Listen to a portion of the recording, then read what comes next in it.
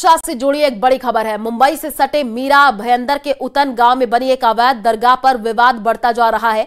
महाराष्ट्र सरकार ने इसे सुरक्षा के लिए खतरा मानते हुए मई तक जोड़ने के आदेश दिए हैं। क्या है दरगाह की कहानी, इस रिपोर्ट में आपको दिखाते हैं। एक दरगाह कैसे बनी मुंबई के लिए खतरा।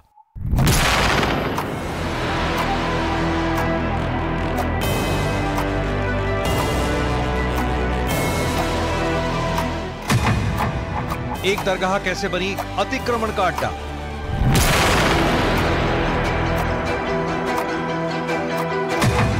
एक दरगाह कैसे बन गई टेरर जोन। मई में अवैध दरगाह ढहाने की क्यों हुई तैयारी।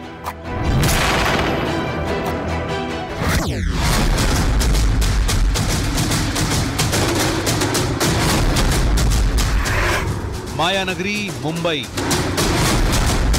जहां जिंदगी हर पल दौड़ती भागती है। लेकिन जरा रुकिए,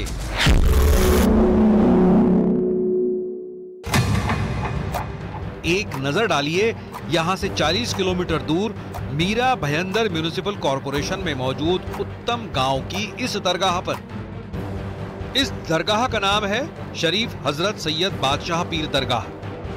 ये दरगाह बेहद पुरानी बताई जाती है, लेकिन बीते कुछ सालों में इस दरगाह के आसपास के इलाकों में बेहद तेजी के साथ अतिक्रमण किया गया है और उस अतिक्रमण को दरगाह का हिस्सा बना दिया गया।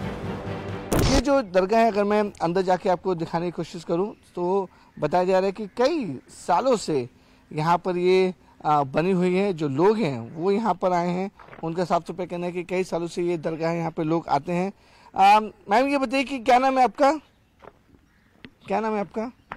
शहनाज इस्माइल खान। शहनाज जी, ये जो दरगाह है वो कितनी पुरानी है? मुझे नहीं मालूम। अच्छा, आप कब से हो यहाँ पे? ये है 20-25 दिन हो गए, 20-25 साल। 20-25 साल से? हाँ। तो 20-25 साल से ये दरगाह यहीं पर है? हाँ।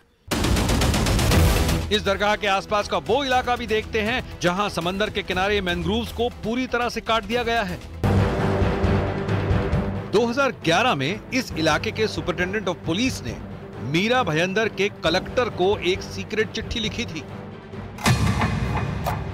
इस चिट्ठी में साफ लिखा गया है कि दरगाह काफी बड़ा सिक्योरिटी थ्रेट है, क्योंकि इस दरगाह से महज 1 किलोमीटर दूर पर ही एक बड़ी जेट्टी है और इस स्थिति में पुलिस ने आशंका जताई थी कि आतंकवादी हमला करने के लिए समंदर के रास्ते से इस इलाके में घुस सकते हैं, इस अवैध दरगाह में छुप सकते हैं या फिर पनाह ले सकते हैं। इसलिए इस दरगाह को तुरंत यहां से हटाया जाए, क्योंकि ये दरगाह समंदर के बिल्कुल किनारे बनाई गई है, जो पूरी तरह से अवैध है और ये दरगाह आने वाले दिनों में बहुत बड़ी सिक्योरिटी थ्रेट बनकर सामने आ सकती है, क्योंकि ये आतंकवादियों के लिए मुंबई, ठाणे और नवी मुंबई के लिए एक एंट्री पॉइंट बन सकता है।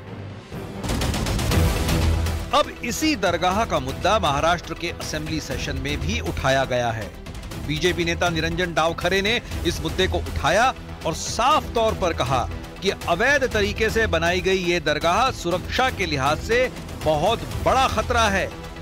जैसे हमने इससे पहले भी जब ताज के ऊपर अटैक हुआ था तब देखा था कि कोलीवाड़ा के यहाँ के जेट्टी के ऊपर से टेररिस्ट एंटर हुए थे, उस प्रकार से यहाँ पे भी सतर्कता ये पुलिस प्रशासन की होनी चाहिए। उस प्रकार का रिपोर्ट एडिशनल एसपी ने दिया था और उसको ही पॉइंट आउट करके उन्होंने बताया था कि इस स्ट्रक्चर के पीछे से ये जगह लैंडिंग पर्पस के लिए यूज हो सकती है, इसके लिए ये स्ट्रक्चर तोड़ा जाए। इस सनसनीखेज मामले में हमने दरगाह के ट्रस्टी अमजद जफर से बात की। उनका कहना है कि दरगाह बेहद पुरानी है और कई सालों से लोग यहाँ जियारत के लिए आते हैं, इसलिए दरगाह को पूरी तरह तोड़ना सही नहीं होगा। इस दरगाह की पड़ताल करते वक्त हमारी मुलाकात उन लोगों से भी हुई जो उस गांव में रहते हैं। हमारे बाप दादा भी बोल रहे थे कि जमाने से जब दरगाह है। अच्छा, लेकिन यहाँ की पुलिस ये बोलती है कि अवैध तरीके से बनाया गया है। बोलने के लिए तो कुछ भी बोल सकते हैं। मैंग्रोव तोड़ के ये बनाया ऐसा करके पेपर में तो वो आया था, डिक्लेयर हुआ था, लेकिन बाद में क्या हो गया उसको? पहले मैंग्रोव यहाँ तक इन्होंने भर्ती किया पूरा। हाँ, ये सब भरने बाद में डाला ना, पहले सब मैंग्रोव थे यहाँ से। अब आपको वकील खुश खंडेलवाल का बयान सुनाते हैं, जिनका दरगाह से जुड़े इस मामले में अहम रोल है, क्योंकि खुश खंडेलवाल ही वो शख्स हैं जिन्होंने आरटीआई के जरिए दरगाह से जुड़ी पूरी जानकारी निकाली। राज्य सरकार ने और प्रशासन ने जो है अपना एफिडेविट फाइल किया और उन्होंने उसमें माना कि जो दरगाह ने जो है अवैध तरीके से उस सरकारी जमीन पर कब्जा करके मैंग्रोव्स को डिस्ट्रॉय करके दरगाह का जो है भव्य अवैध निर्माण किया, कि 20 मई से पहले इस दरगाह के पूरे अवैध निर्माण को जो है तोड़ा जाएगा।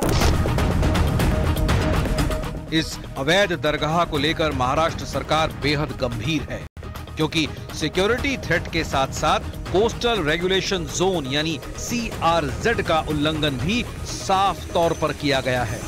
यही वजह है कि महाराष्ट्र सरकार के आदेश के बाद मई तक इस दरगाह को जमींदोज कर दिया जाएगा।